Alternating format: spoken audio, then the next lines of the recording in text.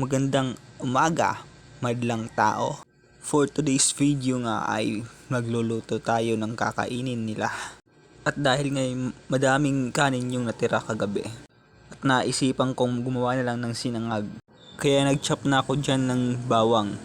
Dahil yung kapatid ko at si mama ay andun sa ilog. Naglalaba sila ng damit. Kaya naisipan kong dalhan sila ng makakain. At si Papa naman dyan ay naghahanda sa uulamin namin mamayang lunch. Wow, lunch! Sosyal. Nakapa-English pa tayo doon. Tagalogin natin, pananghalian. At dito ngayon nagloko yung cellphone ko. Akala ko ay nagre-record. Tuloy naman yung time niya. Kaso hindi pala. Katulad ng akala mo crush ka ng crush mo pero hindi pala.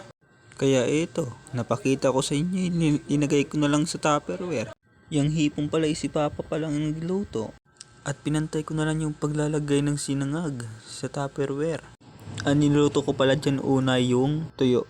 Katapos ko magluto ng tuyo, ay dun ako nagluto ng sinangag. Yung video pala natin ay maikli lang. Dahil nagloko nga yung cellphone ko. Kaya binuhos ko na lang yung tuyo dyan sa ibabaw ng sinangag. At nang mabigay na natin sa kanila, at baka nagugutom na sila. Tatakpan ko na sana dyan para ma-deliver na natin doon.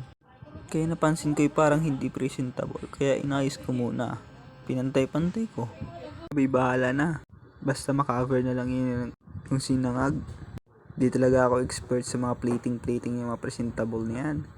Basta kung ano na lang magawa ko dyan. At pagkatapos ko nga dyan plating niyan, tinakpan ko na. At diretso na sa deliver. Ito'y papunta na nga ako doon sa kanila.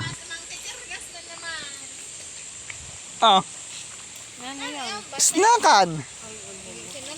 Wala pinggan. Bagol na natin bagol takwa ayat to dito ho. Sa sako. Tinubong na sa manok. Sa sako. At hindi na pala ako nagdala na ng mga pinggan dyan. Dahil pwede naman kaming humiram sa bahay ng auntie ko. Dahil malapit rin naman dyan yung bahay ng auntie ko. Kaso napili nila may wagang bagul. Bye bye!